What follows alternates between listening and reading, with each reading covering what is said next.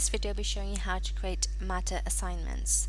Administrators can assign timekeepers to specific matters so that they can't see all the other matters for your firm.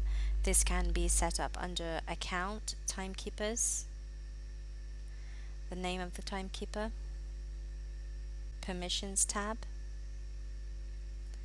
and you can specify the Access to Assign Matters Only checkbox. Next up, to assign the matters to this timekeeper, you can click on the Matters tab here and just specify which of the matters you want to assign to them and click Save Assignments.